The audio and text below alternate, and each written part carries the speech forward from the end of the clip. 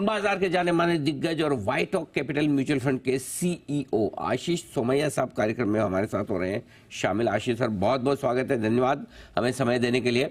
बाजार बड़े interesting mode पर है, लाइफ टाइम हाई के आसपास है। आई एम श्योर आपके फंड में इन्वेस्टर्स बड़े प्रसन्न होंगे, अच्छी वेल्थ भी बन रही होगी। बताएं सर, लाइफ हाई पर क्या मूड माहौल है और आगे के लिए क्या डायरेक्शन है? अनिल सर, ये लाइफ हाई जो है उसी के समय पे ये बात करना बहुत जरूरी होता है। ये जो मैं अपने दर्शकों को और आपके सारे फॉलोअर्स को बताना चाहता हूँ जी बिजनेस के माध्यम से, ध्यान में रखिएगा कि मार्केट ऑन एन एवरेज हर 18 महीने से 20 महीने में एक बार न्यू हाई बनाता है। अगर आप लंबे अवधि का इसका अगर रिकॉर्ड देखें, ऑन एन एवरेज हर 18 से 20 महीने में मार्केट में न्यू हाई बनता है। जैसा आप बता रहे हैं, अभी का न्यू हाई फर्ज कीजिए 21,000 के आसपास है, तो पिछले साल नवंबर 2022 में 18,900 के आसपास था। उसके पिछले साल अक्टूबर 2021 में 18,490 के आसपास था। उसके पहले नवंबर 2020, उसके पहले फरवरी 2020, उसके पहले 2018 में। तो बोलने वाली बात क्या है कि लाइफ हाई जो है इसको सेलिब्रेट भी करना चाहिए, और at the same time life high को देख करके बहुत ज्यादा डिफेंसिव या बहुत ज्यादा कंजर्वेटिव नहीं होना चाहिए, क्योंकि हर 18 से 20 महीने में लाइफ का न्यू हाई या मार्केट का ऑल टाइम हाई बनता है। तो हम लोग खुशनसीब है कि हम लोग ऐसे मार्केट में हैं, पार्टिसिपेट करते हैं कि जहां पे ये मौका भी है और ये इस तरीके का ग्रोथ पोटेंशियल भी है। तो बोलने का मतलब ये है कि आगे भी आने वाले समय में और बहुत सारे लाइफ हाईज देखने को मिलेंगे। परफेक्ट है, तो अच्छी बात है। लाइफ हाई में चिंता न करें। अगर आपको ये लग रहा है कि लेट हो गए तो 18-20 महीने में फिर से नया हाई भी बन जाता है। अगर समझो करेक्शन हुआ भी, कहाँ से घूमेगा वो तो किसी को पता नहीं, लेकिन मूड माहौल ठीक है। ये बताएं सर कि अब चूंकि लोगों को लगता है कि जिस तरह के 3 राज्यों के विधानसभा चुनाव के नतीजे आए और उसको देखकर लोग ये मानकर चल रहे हैं कि भाई 2024 के इलेक्शन के रिजल्ट हमारे सामने हैं, तो क्या अब से लेकर 2024 के इलेक्शन तक कोई बड़े करेक्शन की डर नहीं है? और क्या उसके बाद अगले 5 साल का व्यू लेकर चले तो क्या बाजार में तेजी के व्यू के साथ बने रहें? अनिल सर, अभी एक्चुअली तेजी का ही व्यू या पॉजिटिव व्यू ही रखना चाहिए।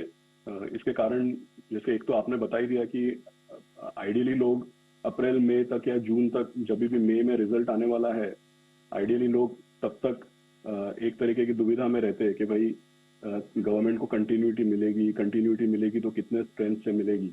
लेकिन ये तो जाहिर सी बात है कि अब December 3 को जो रिजल्ट्स आए उसमें एक तरीके का इंडिकेशन मिल गया कि भाई कंटिन्यूटी के पॉसिबिलिटीज जो हैं वो बहुत ज्यादा बढ़ गए हैं, और मार्केट को हमेशा कंटिन्यूटी की जरूरत होती है।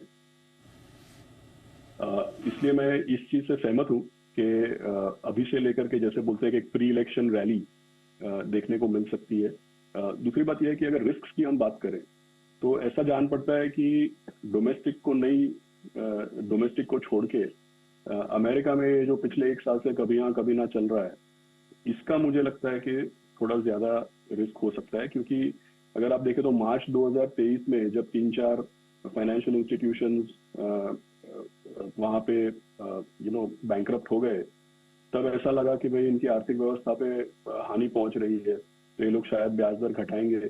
अगर आप मार्च 2023 में देखें तो ऐसा एक्सपेक्टेशन था कि 2023 के ही कैलेंडर ईयर में ये लोगों को ब्याज दर काटने पड़ेंगे। लेकिन उसके बाद विपरीत कुछ डेटा आने लगा और रेट हाइक हुआ। अब पिछले 15 दिनों में डेटा ये बताता है कि भाई इनका इन्फ्लेशन शायद स्लो डाउन हो रहा है, तो ये लोग अभी पॉज करेंगे। और अभी ऐसा एक्सपेक्टेशन है कि भाई 2024 में कभी ना कभी रेट कट हो सकता है। तो आने वाले दिनों में इसका फिर से कोई विपरीत डेटा आना, फिर से, इसीलिए मैंने इसको कभी हाँ कभी ना बोला, ये मुझे लगता है थोड़े समय के लिए चलेगा। अभी भी कभी कुछ डेटा आता है, कभी कोई सेंटिमेंट बनता है, तो इसकी वजह से कभी डॉलर अप्रिशिएट हो रहा है, कभी डिप्रिशिएट हो रहा है, कभी एफआई फ्लो स्ट्रांगली आ रहा है, कभी एफआई फ्लो थोड़ा सा पॉज मोड पे आ जाता है। तो ये जो प्लस माइनस है यूएस को लेकर के, इस पे ध्यान रखना चाहिए। इसकी वजह से वॉलेटिलिटी आ सकती है। लेकिन अदरवाइज मुझे ऐसा लगता है कि जैसे आपने आने वाले 5 सालों की बात की, तो सबको ये ध्यान में रखना चाहिए कि आर्थिक व्यवस्था में जो चीज हम 5 साल 10 साल में एक्सपेक्ट करते हैं, वो शेयर बाजार में तो 2-3 साल में ही, आमतौर पे 1-2 साल में ही हो जाती है। तो आज के तारीख में जो माहौल है, सडनली पिछले 1 महीने में काफी चीजें चेंज हुई है। तो अभी तो हमारा, अगर मैं रिस्क बोलूं तो एक रिस्क ये भी है कि आने वाले 5 साल का रिटर्न आने वाले 1.5-2 साल में आ सकता है। और वॉलेटिलिटी कहाँ से आएगी जो मुझे समझ में आता है वो ऑलरेडी मैंने बता दिया आपको। ठीक बात है। तो ये आपके लिए पूरा का पूरा आउटलुक। अब बताएं सर, इस बाजार में क्या आपको पसंद आ रहा है, कहाँ निवेश के मौके बन सकते हैं?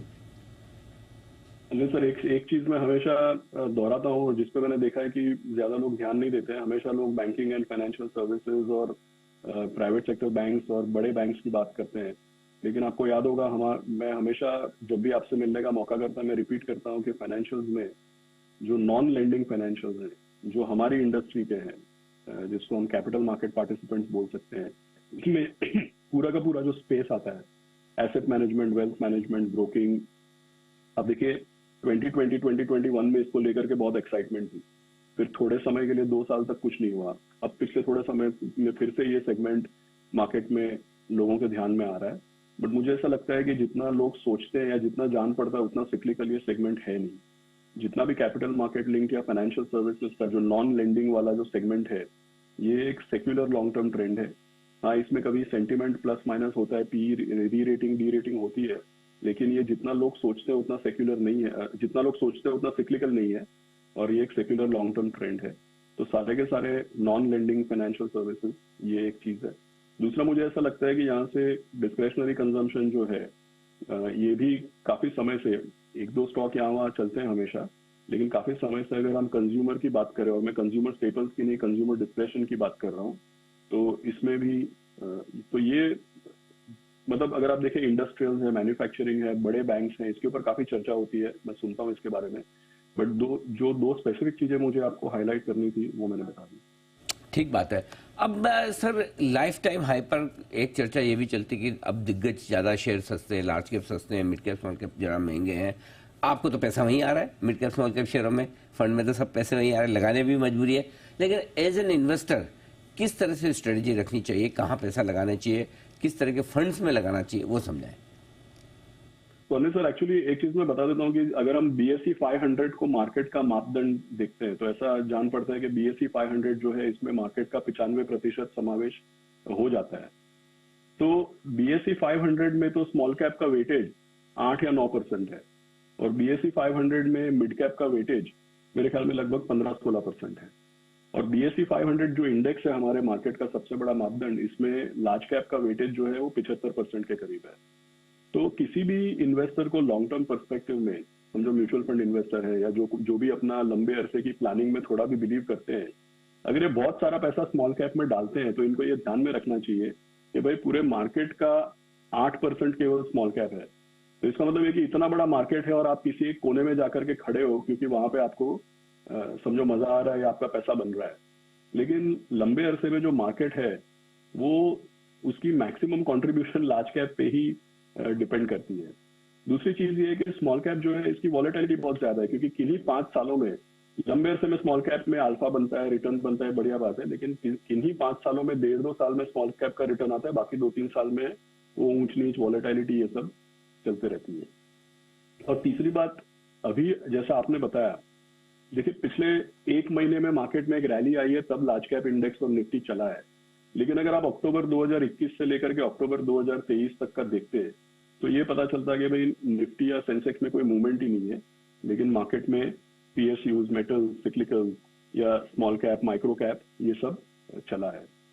तो अभी नवंबर में और अर्ली पार्ट ऑफ दिसंबर में थोड़ा बहुत लार्ज कैप में मूवमेंट या बड़े इंडेक्स में मूवमेंट दिखा है, लेकिन अदरवाइज ये बात सही है कि रिलेटिव अट्रैक्टिवनेस, करंटली भी रिलेटिव अट्रैक्टिवनेस लार्ज कैप में है, और लंबे अरसे में भी लोगों को ध्यान में रखना चाहिए कि अपना पोर्टफोलियो मार्केट के किसी एक कोने में या किसी एक हिस्से में ज्यादा बायस नहीं हो जाए। ओके, ठीक बात है। तो ये आपके लिए पूरी की पूरी राय इस वक्त। बहुत बहुत धन्यवाद सर समय देने के लिए और हमारे दर्शकों को विस्तार से बताने के लिए, बाजार के डायरेक्शन के बारे में भी और इन्वेस्टमेंट की स्ट्रेटजी के बारे में भी। आपको आशीष सोमैया साहब, CEO व्हाइट ऑक कैपिटल म्यूचुअल फंड से। आइए एक